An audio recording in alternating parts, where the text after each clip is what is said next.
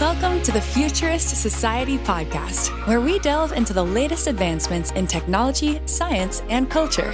From discussions on the latest breakthroughs in AI, biotechnology, and space exploration, the Futurist Society is your window into all of the awesomeness that the future holds.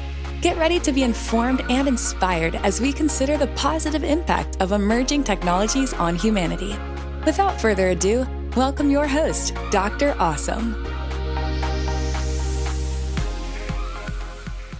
Hey everybody, welcome back to the Futurist Society podcast, where we're talking in the present, but talking about the future. So we're going to be talking with Michelle Martin today, who's the CEO of Maka Health, which is doing some very interesting things in the tech space to make all of us more healthy. So Michelle, can you just give us a little bit of an introduction about yourself and what you're doing at Maka Health and how it's going to help us in the future?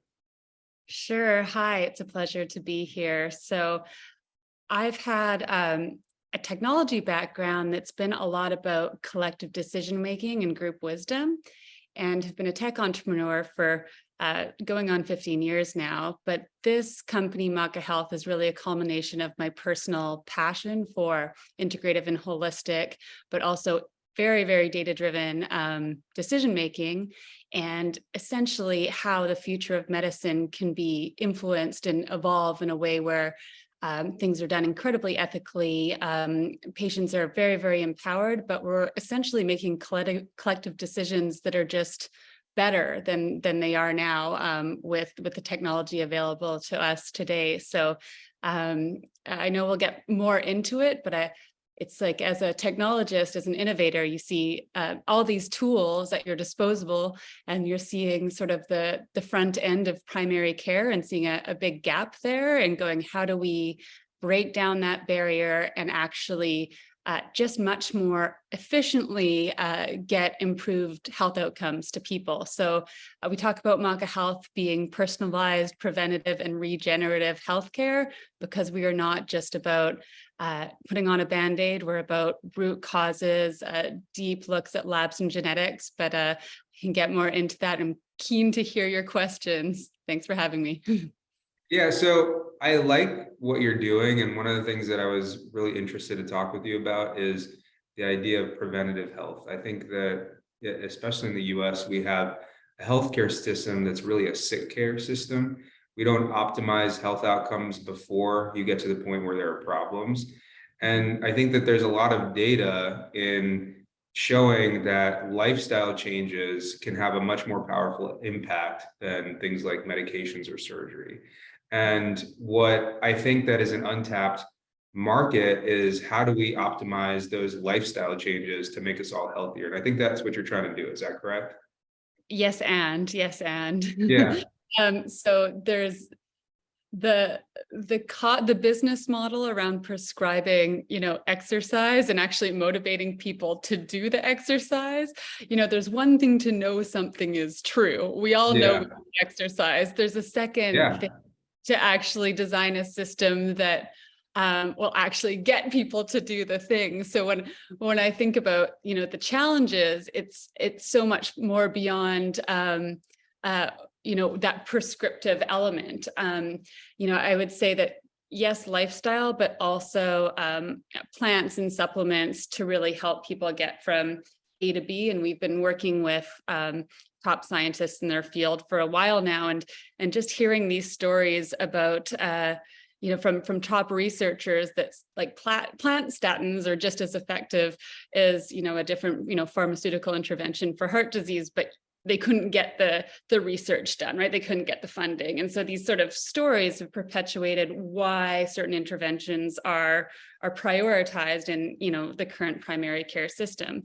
Primary care has been awesome at sick care, but it's not good when more people are still getting sick, because now it can't keep up. It's a downward spiral that we really need to sort of collectively intervene in. So I'm still optimistic, and and really see each of the problems that is very glaring, there's solutions to them. We just need to hurry up and put them together. So I sort of think of Maka Health as a best of playlist in a bunch of areas of health. Like, how do we do the best behavioral design so that people are intrinsically and extrinsically motivated to stick to something? It could be as simple as exercise, or actually sticking to your supplement regimen that, half the people don't. We know we should do it, but do we? So, it's a whole sort of soup to nuts journey to sort of like build people into their own health ambassadors as well. We do know that the preventative and complementary health industry is growing 18% year over year in terms of consumer spending. So people are looking outside of, primary care for support in various ways. What that's translating to, especially during COVID, was a lot of focus on immunity health. So just having that big social cultural event happen has,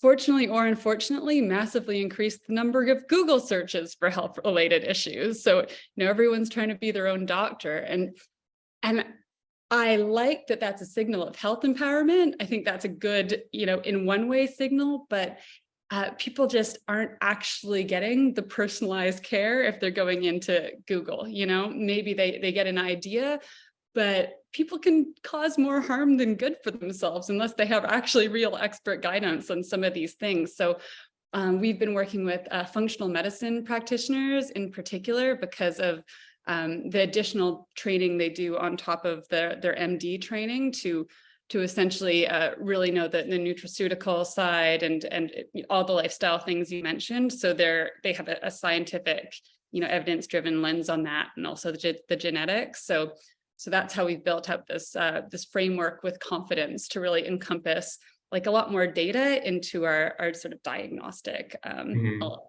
Yeah. No, I think that there is this new focus, and I feel like what I would really love to see is two things be expanded on in the future that I feel like are an untapped market for health, which is number one is the lifestyle decisions. Like I actually signed up for your newsletter, the Maka Health newsletter, and like the first one, the first article, which I thought was so good, was just about hydration.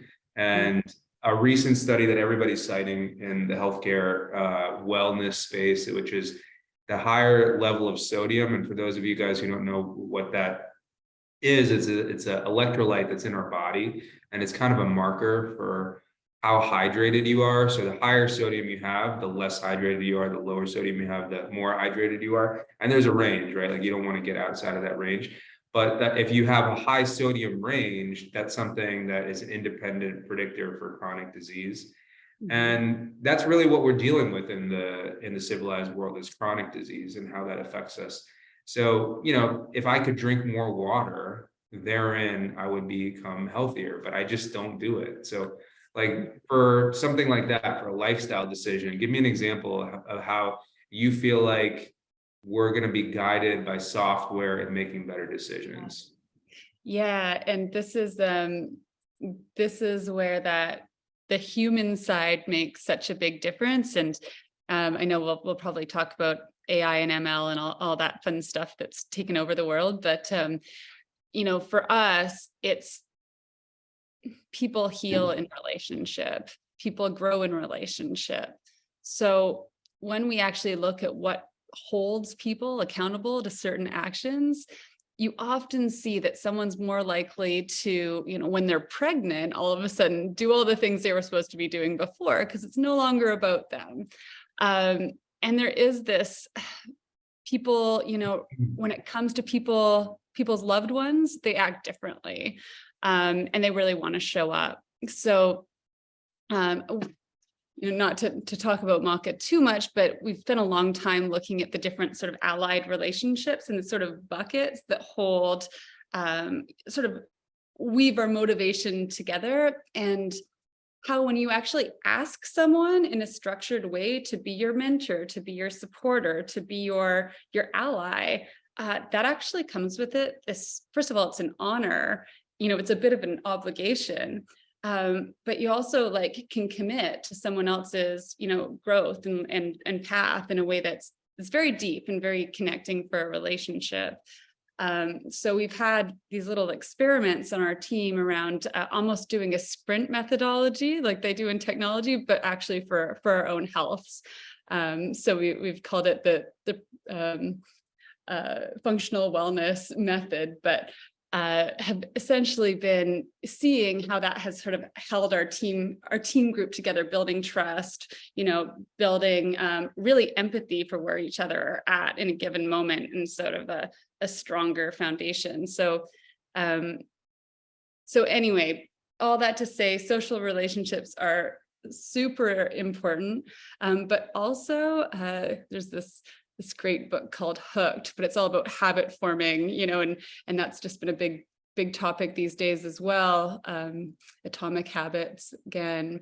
Mm-hmm. The way that we've been thinking about that is actually looking at actually that commercial side of like getting stuff and getting cool stuff and having access, that exclusivity, because there's services, there's products, like we have, partnerships developing with, really great longevity products. We want to give people, early access. We want to give people, discounts on supplements that they need and things that are almost like surprises, but bonuses for them being on track. So, that is less of the sort of, intrinsic, it's very extrinsic, almost having this crazy 8-ball thrown at you of, oh, you've got something now because you did the right thing sort of after the fact, these variable rewards. But behavioral science has shown that that's like the most, like very, very, very, very effective.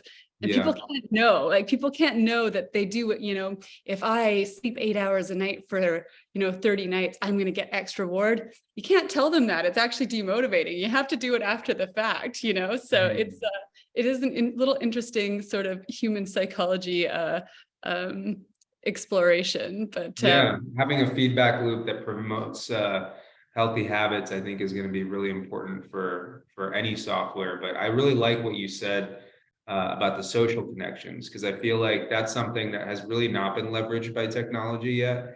I think that we have social media, but we haven't really leveraged social connections very well. I think that when we start talking about like the Apple Watch and then the ability to challenge other people that are in your circle, to me, that has been a game changer. Like my cousins and I will have a competition, and I'm definitely working harder that week than I'm working in the other weeks. And I don't know if it's there's any good data on the long-term effects of that, but I do know that it's something that we learn about in medical school to get over things like addiction, or even, the opportunity to talk to somebody about potential surgical outcomes. You always want the family there. It's something that we inherently know as a species, but I just don't really feel like technology's tapped into it yet. Yeah, I definitely agree. And so, I have my Apple Watch here, and it used to be the Aura Ring, but now I want to sort of up level that customer discovery as well. It is different. One of the things that this is an interesting segue for us in particular, we're very focused on the future of health data privacy, but also health data ownership. And we're in a Web3 incubator here in London because we've been focused on sort of how to redesign, not just a user owning their, experience of their own healthcare, but like the underlying sort of data mechanics of that. And so essentially, when we look to that future, we've been designing for how, when a person's piece of data is used, they actually get some of the compensation back from that, right? It's almost like a profit sharing on your data if that person consents to that data's use, which is also, one of the areas of opportunity that technology outside of the AI ML realm,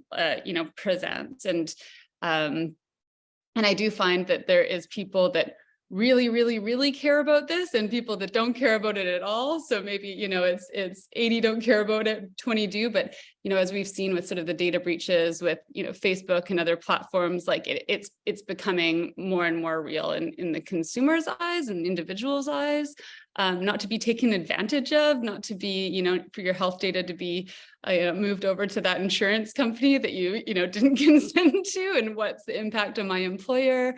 We've even seen from Facebook's people's like abortion data going to the US government, of course, without their consent, but like that's quite icky in my books. And so it makes me, think very, very seriously about the ethics of the design of the health data on our platform. So when you make a connection with somebody, if it's you and your partner versus, you and your work colleagues, the level of data you're sharing is completely controlled by you, and likely very different, because these levels of intimacy are very, very different. Similarly, you might want, hopefully you want your doctor on the platform to see everything, because that's sort of the point of it.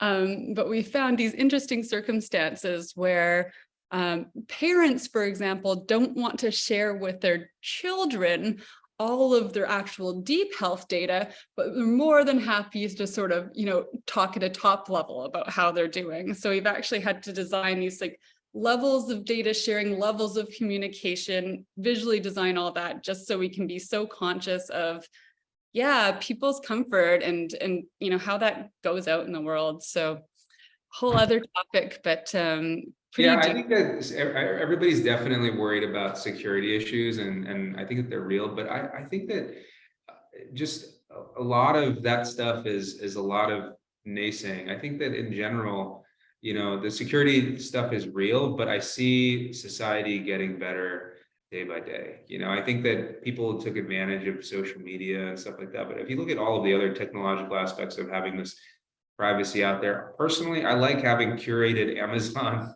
stuff. I think that it's nice when I'm looking at stuff for my daughter and something comes up that I didn't know that I needed, and I get that, and it adds value to my life. And I hope that that's the same thing with health. I think that that's the most important thing when we have curated experiences based on the behavior patterns of a human being. I would love to have some sort of guidance in my life so that it says, hey, maybe you shouldn't eat this, but maybe you should eat that, right? Or maybe, you park here instead of over there so that you get a few more steps in.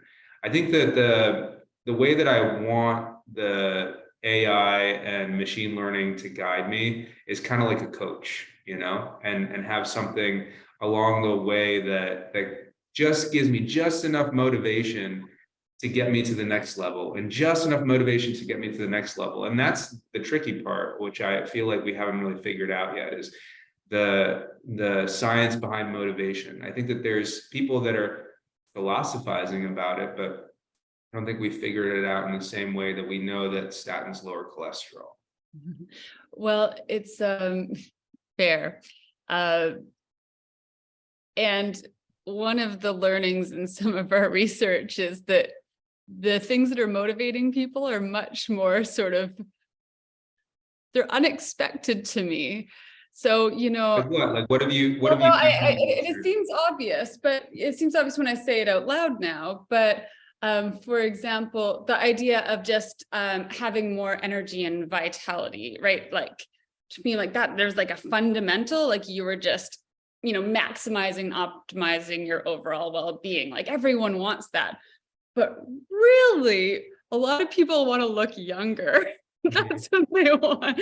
Yeah. So the mess of like glowing skin, less wrinkles, like these are all things that, people almost don't want to admit that's what they're going after, but it does, make a big difference. So yeah, absolutely. That's when people are talking about longevity these days, which is really in the news about life extension.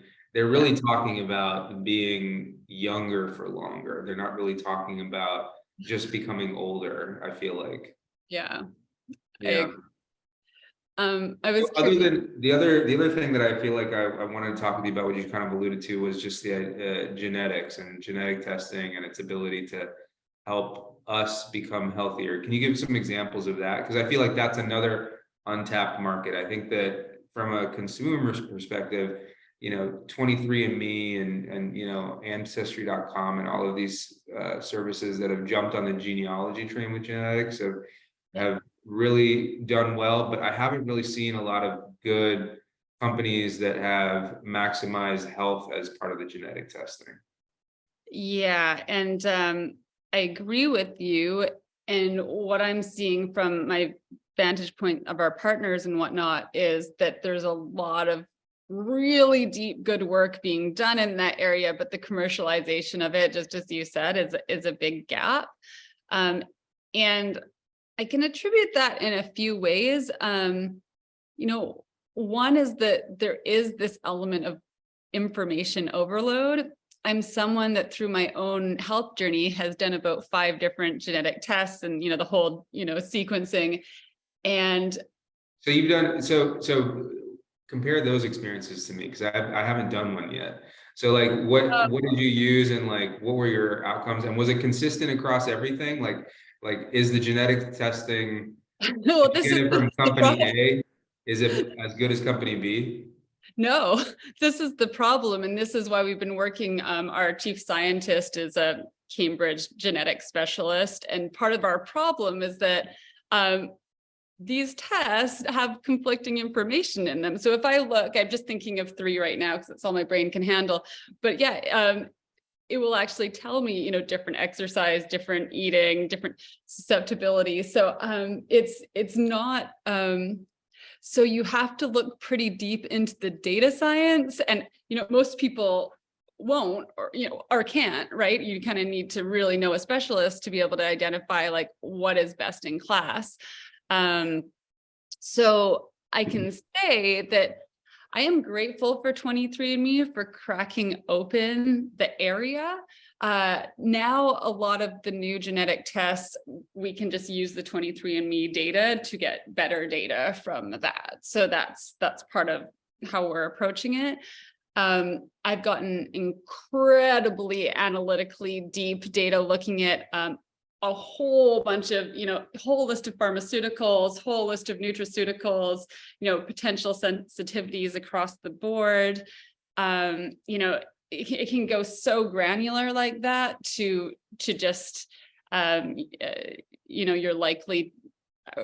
your risk for breast cancer. Like 23andMe used to actually tell you that you had to unlock it.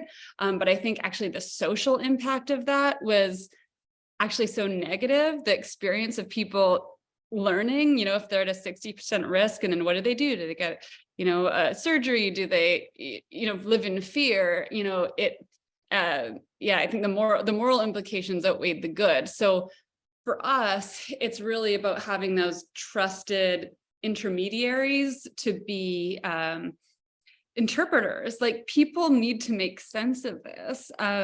Right now, when I look at my 23andMe, it's pretty lightweight compared to what it used to be totally honest. And I think they had to cut that down. I look at something like Dante Labs, not lightweight at all, but almost complete information overload. And one of the things that we talk to our genetic partners about is essentially, this is just looking at genetics. The only way that you can actually grasp the full picture is when you layer on the labs, you layer on like specific symptoms, family history, stuff like trauma, and actually stuff like wearable data where you'll find out someone's heart rate variability and be able to look in a cohort sense of how they're doing. When you start to look across all those layers of the health data pyramid, you're actually going to be able to interpret how they should proceed in the context of their life. And one of it's not a failing, it's the limit of the genetic tests, is that it is in a vacuum. Your genes are in a vacuum where your genes can be influenced. So why don't we use all these other factors to choose the most powerful mechanisms to actually, ensure that whatever percentage does not actually actualize, right? As opposed to just knowing it. So I think, the opportunity is super exciting, and we can, build and do better. And that's what Maka, is foundationally building from an intelligence layer. No small feat, I may add, but certainly like the evolution of this is like the mission that society needs. I feel very strongly. So yeah, I think there's so much data out there, whether it's coming from wearables, whether it's coming from our genes, whether it's coming from, our health outcomes in our electronic medical record. There's just so much data out there, and it's tough to sift through. And I look forward to the time where artificial intelligence can kind of make sense of it all and give us a pathway for success. But I do feel like, right now, even now, 10 years ago, I am a healthier person because of technology today. And that's an exciting trajectory, right? Like, what else is going to hold possible for us for 10 years from now? And that is really exciting to me. And I hope that, we can leverage machine learning and artificial intelligence in a way that we can do that stuff. Do you see that happening? Oh, 100%. It's already happening. I was just sent an article this morning about in this sample of it was a sort of a chat-based health query situation, but not only was chat GPT 3.5 even significantly more empathetic, which shocked me, and significantly more accurate than the human, which actually was very, very shocking to me. But that was the patient's perspective, and that's not always the most holistic either. But anyway, I think it just goes to show that it's available and it's happening, and I'm very conscious about how to take a very integrative lens to that, because for us, it's not about the human can never be replaced, because the human has the creative insights that is always extending the boundaries of what a machine is capable of doing. So we're from a practitioner perspective, just very focused on those health practitioners that are working on the ground and seeing these things that don't fit the mold. Because, you can build a machine learning model, but it tends to build to the average. It's going to give you the most likely response.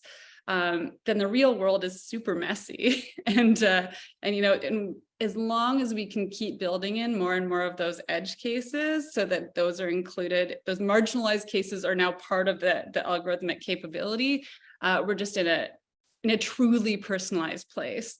And that is like a never ending mission. It is it's a lot of data design. It's a constant state of evolution.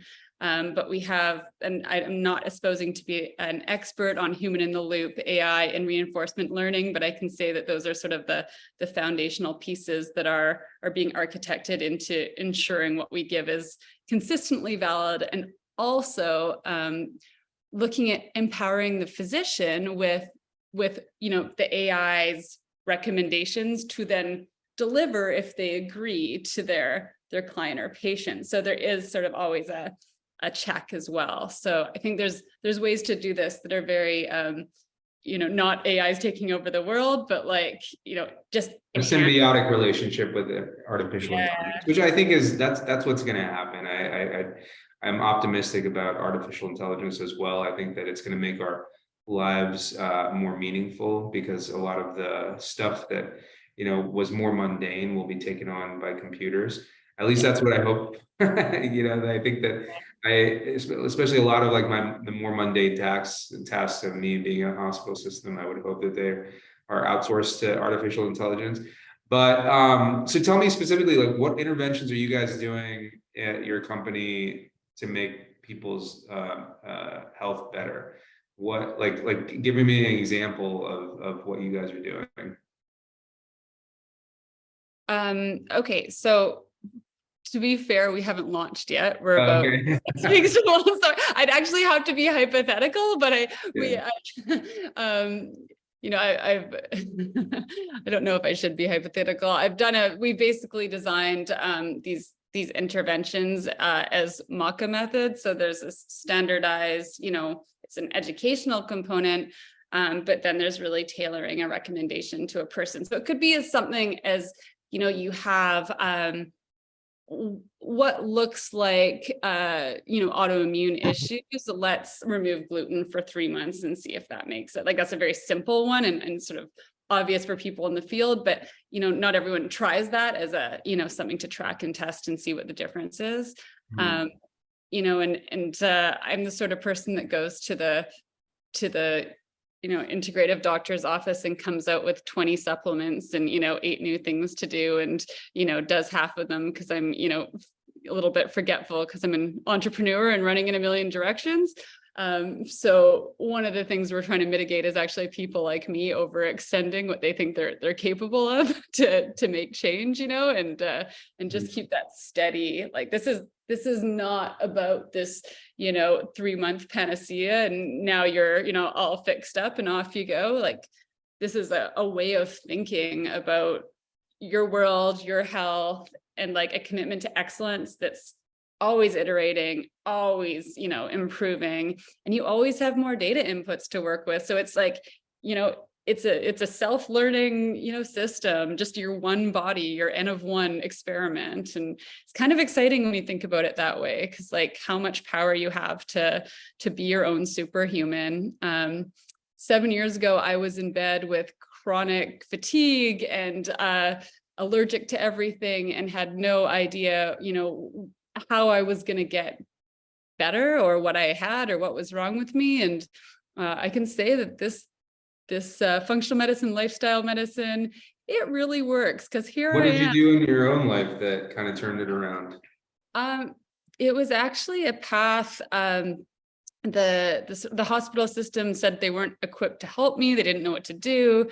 So I ended up at a series of naturopaths that helped a little bit, but then I ended up in a functional medicine office and got way more tests and way more deep support, and essentially actually got like a diagnosis, a path forward, reversed it, all was well. But it took a little bit while. They said it's going to take some time, but it started with a supplement protocol. They discovered a parasite, all sorts of funny things that if it's hard to test for that much stuff, and it can be expensive, and it can be hard to figure out where to look. So it was that functional guidance that actually got me there. So that's sort of for those of us who aren't familiar with functional medicine, what do you mean by that? Is that because I know naturopath is considered to be like the doctorate in Chinese medicine. A functional medicine specialist, like what's their training and what do they provide?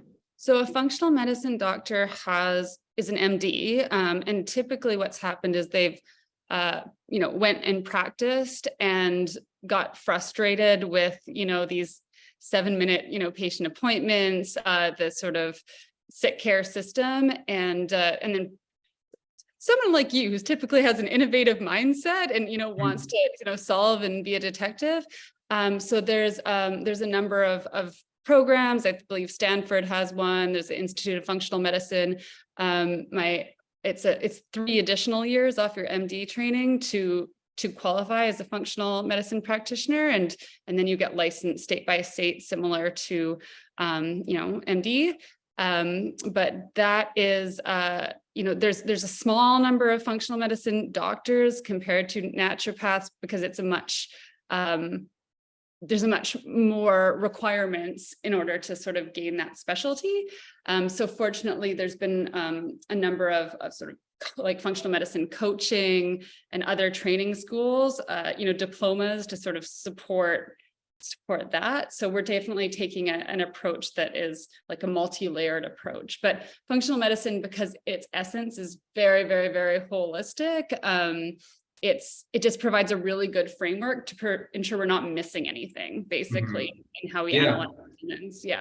Yeah, no, I think that it's something that I've heard about. I haven't really gone myself to go see a functional medicine specialist, but I know that more people are looking into it because more people are interested in optimizing their health. They might be relatively healthy in comparison to the rest of the population, but they want to maximize their performance. They want to make sure that they just feel better on a regular basis.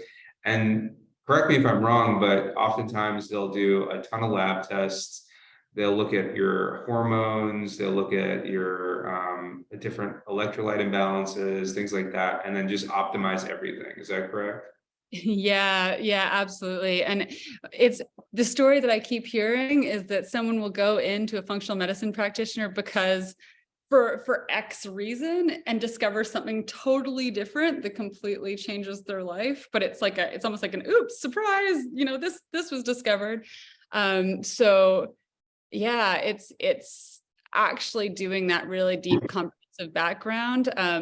One of our practitioners that works with a lot of high performance CEOs, she typically does somewhere around 15 hours of data analysis before giving a single recommendation. So not light touch, but that's why there's so much room for automation of that analysis. So Yeah, I agree. I think that, we don't know what the lab values are to optimize health as well as we think we do. A lot of the literature that is coming out for optimizing performance is based on sports and, different athletes, recovery periods. A lot of the physical therapy and, occupational therapy literature is showing how to do that kind of stuff, but there really isn't a lot of medical practitioners other than functional medicine specialists that are looking into this. Again, and I think that because our healthcare system is so reactive, so for so long, the biggest issue to carry a human being until the end of life was to minimize the morbidity of disease. And now there's not as much of that stuff affecting us. And so many people like myself or yourself will just want to optimize their health performance. And that's a relatively new thing. We've never had the luxury of optimizing health for so long of our history. We've just focused on disease.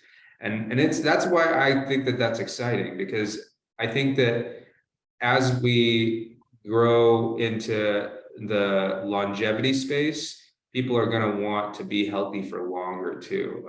I'm very interested to feel like I'm 30 when I'm 40, to feel like I'm 50 or when I'm 50, when I'm 70. Those kind of outcomes are what I think is really going to make life very enjoyable for our generation.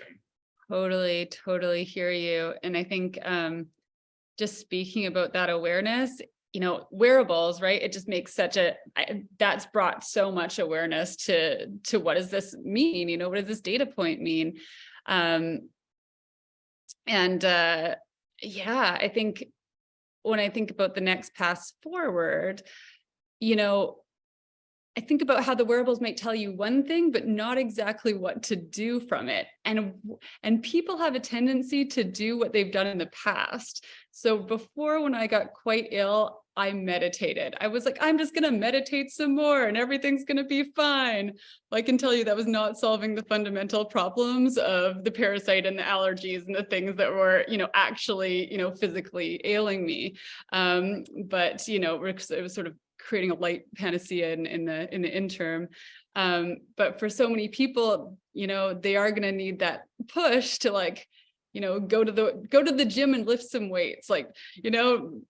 A lot of people don't want to do that inherently. And I will put up my hand as being, Yeah, I don't want to do it. I feel like I have to do it. And that's the thing is I want to turn that feeling around, because the difference between wanting to do something and feeling like you have to do something, that's where I feel like you get the drop off in adoption of a new behavior. But I hope that you're right. I hope that, we are able to nudge people in the right direction. But let's say we're nudging people in the right direction. What are the kind of outcomes that you're looking at that we can tell that a person is getting more healthier? Yeah, that's a great question, because, the answer is it depends. But I think there's definitely a few objective measures. So I might have mentioned heart rate variability. It's such a good objective measure for overall health and well-being. And I do believe that that's going to become more and more sort of a baseline in terms sort of a overall medical interpretation of a human.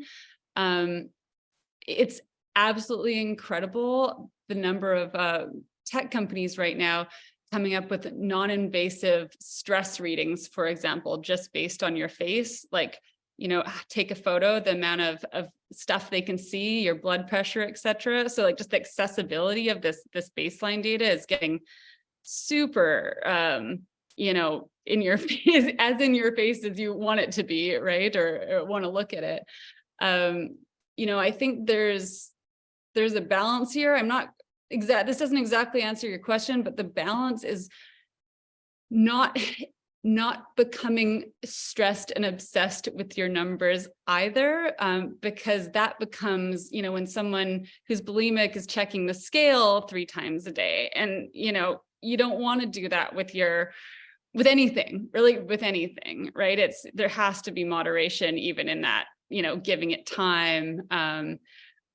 Just the amount of like anxiety health can cause, if you can be inadvertent, right, by having so much data in our face about it. So I think that's the human side of it. Again, like, how can we really consciously like calm people's nervous systems as they encounter all this new information about themselves, and not have the solution become part of the problem actually. But ultimately, self-reported data kind of sucks from a medical perspective, but at the end of the day, I want to say I feel great. I love my life. I'm so happy I'm on this path. And ultimately, that's binary. If you're there, you're there, and that's where we want you to be. So yeah, some of the health outcomes that I really like. I like the heart rate variability, like just like what you're saying. VO2 max is something that I feel like is a big deal these days. A lot of people are talking about it, but honestly, it's so hard to increase your VO2 max. It requires so much exercise that I'm working on that myself. I think everybody's looking at body fat percentage, and I feel like that's something that that's controversial as well. Like, yeah. But like, I'm interested in finding out what the data shows. Just like you're saying, this is controversial. That there's a lot of controversy about the measurement of health right now. And like, for example, like cholesterol, we used to think that this was some terrible thing for the longest time, and now there's a lot of dissenting opinions about cholesterol, and people think it's more having to do with sugar and that kind of stuff. And that I look forward to the day when like that debate is settled, and that we can say, okay, this is the type of diet that you need to eat to look amazing and feel amazing, and just deliver it to me, so I don't have to even go to the grocery store. And that way, all I'm going to be eating is this, and in like 6 weeks, like that's the type of prescriptions that I think that we should be putting people on, a lifestyle prescription. And I don't think that answer is going to come from academics. I think it's going to come from the private sector, like yourself. Like, you have to provide a model that people want to sign up for, and that has measurable outcomes, that you will get healthier if you do this. And for so long, that kind of model has been just like snake oil, right? I mean, it's been in the back of comic books, like, do this exercise and you'll look like the Hulk, and that was the type of advertising that a lot of the fitness industry was basing itself on. And even now, like, you have like things like the Liver King, and has been promoting this like back to caveman lifestyle, and he's been taking steroids the whole time. So I look forward to when the debate is settled, because I think that's what we need. We don't have a set prescription other than like, hey, you should increase your physical activity. And I mean, I say that, that it depends with so much earnesty, because like ancestral diets is real, people's lineages really does determine if they should be eating a wok of meat or not. So absolutely. A lot of people don't know that, is that everybody's metabolism is different, and a lot of it is based on your genetics. Like my background is South Asian, and we have a high propensity for diabetes, so I should not be eating things that spike my blood glucose as much as somebody else that can tolerate it a little bit better. And so like those types of things, I think that again, we're just in like the beginning little baby steps to this whole journey. And I'm really excited because I don't think it was going to be able to happen with just human beings alone because of the amount of data that we would need to sift through. But now we have things like what you're working on, which is like artificial intelligence and machine learning that can just process all of that and then give it to us in this nice little shiny package. And I'm willing, that's something that I'm willing to buy. I want to sign up for that so that we can get to a healthier lifestyle for everybody. And I just don't think that kind of change is going to happen from the academic sector. It has to be the private sector. It has to be, me signing up for Amazon or something like that, that just becomes so ingrained into the public consciousness that you have to sign this up for this, so that you get healthier. It's just not available yet, and I'm looking forward to it. So Well, yeah, thank you. I'm looking forward to the sort of aspiration is, when your own product solves all your own problems. yeah, that's awesome. That's an awesome saying. Yeah, that's certainly a good motivation for being an entrepreneur, right? Making something for yourself. And hopefully it'll benefit the rest of the world. Other people want this. Yeah, no, it's been cool to see how much people's experiences and stories are so aligned in this area, though. There's so much energy for health optimization and so much knowledge that I feel like 10 years ago, this conversation wouldn't have been as easy to have. And it's been a wonderful conversation. So thank you so much. Yeah, no problem. Actually, I'm glad that you kind of made a little bit of a segue there, because we are getting to the end of our time. And just like every other guest, at the end, while we're talking, I love hearing you talk, but like my brain is just going like, I want to ask for this, I want to ask for that. And so I always have 3 questions at the end to just kind of round out this interesting discussion that we've been having. So the first of which is something that you kind of alluded to, which is the presence of artificial intelligence and machine learning. Yeah. All in all, it's, in your opinion, positive or negative? Binary. Thumbs up or thumbs down? And your response. Okay, this is like, it's like it's super powerful, positive power tools for humans. Yeah, I agree. I think that's a good way to look at it. I think it's a tool just like anything else. And you can either be super positive about your power tool that's able to cut something in a very specific pattern, or you could be worried that it's going to cut your finger off. You could be type A person and type B person. And I think that we should look at artificial intelligence as type A. It's definitely scary. Is it an existential threat? Possibly, but so is nuclear energy. And I think that that's something that has been, it certainly has some negatives to it, but all in all, it's been positive. So that was number 1. Number 2 is, what are some, and any type of media really, but when I think of like, what got me excited about building the future, for me, it was science fiction, and specifically a few different things like, that a few different books that I always come back to, and it doesn't need to be science fiction, but like, what are some media influences that you have that have brought you to what you're doing now? Ooh, this is actually a tough question for me because I live in an era of a lot of short content. I don't know if that's I'm an entrepreneur, hummingbird brain, and I like to surround myself with beautiful books, but I don't always read them to the end. So that is it doesn't need to be a book. One of the guys I was talking to is an artificial intelligence researcher, and he's like, what do you look at as artificial intelligence? And I said the vision from the Avengers. I think, that's something that, to me, I hope that artificial intelligence is that beneficent, but Well, movies, TV shows, like what are some things that okay, I will say, and this is my true heart answer. There's a book called Grace and Grit by Ken Wilber. So Ken Wilber is a philosopher of everything, and it includes health.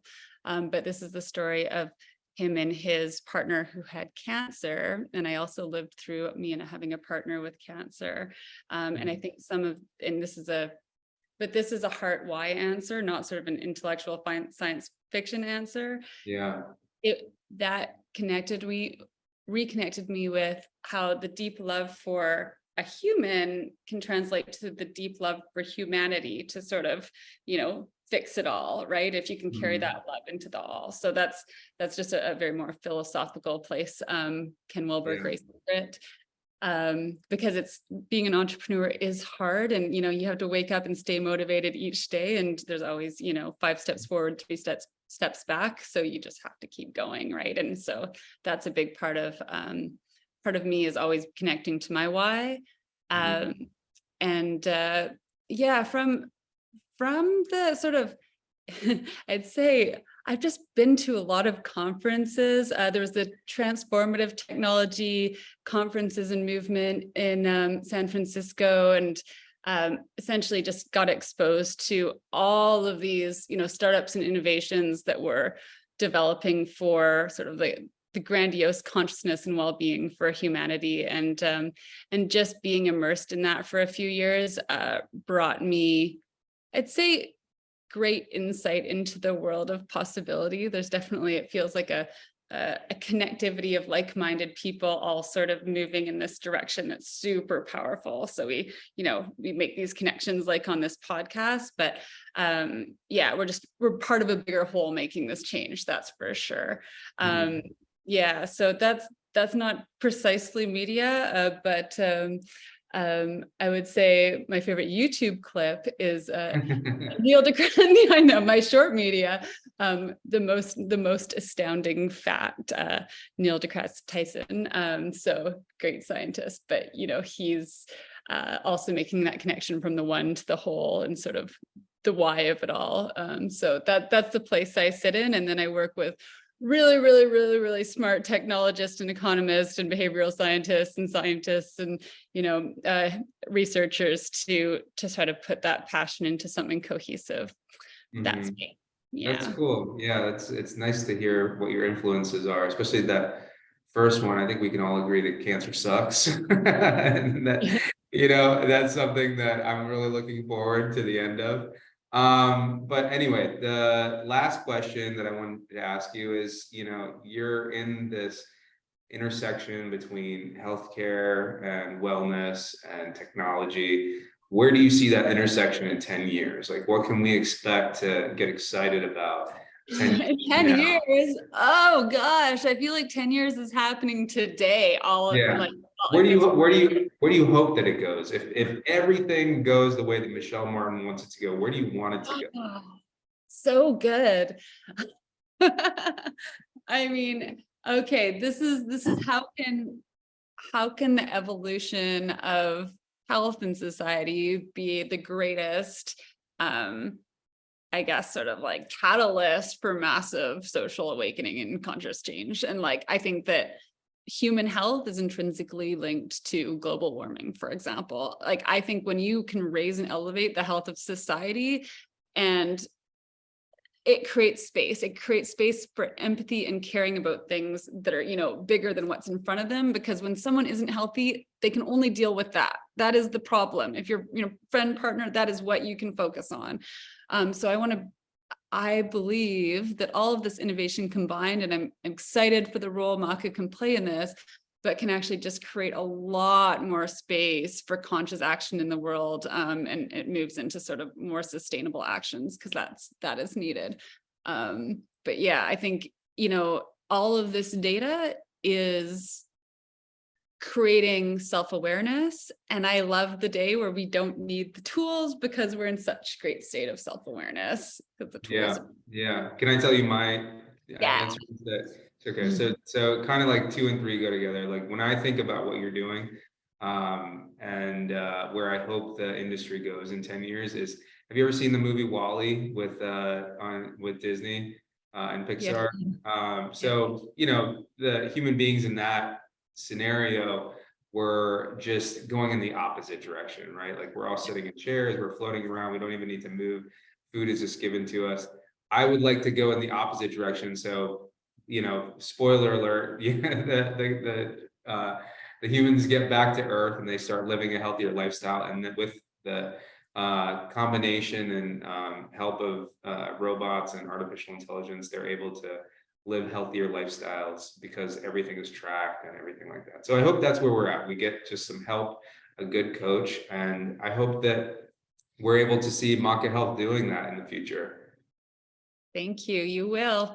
Well, so nice to speak with you. So for those of you guys who are listening, it was nice talking with Michelle Martin. And if you have any further questions or want to get in contact with her, we're going to share that information on the website. So for the rest of the listeners, nice speaking with you, nice having you listen in, and we'll see you in the future. Have a good one. We appreciate you taking part in today's episode. Take this chance to reimagine a better future by joining a community of futurists who strive for a remarkable world. Be a part of this growing network and contribute to making the world a more positive place. Visit thefuturistsociety.net and subscribe to the show so you don't miss a drop of hopeful futurism.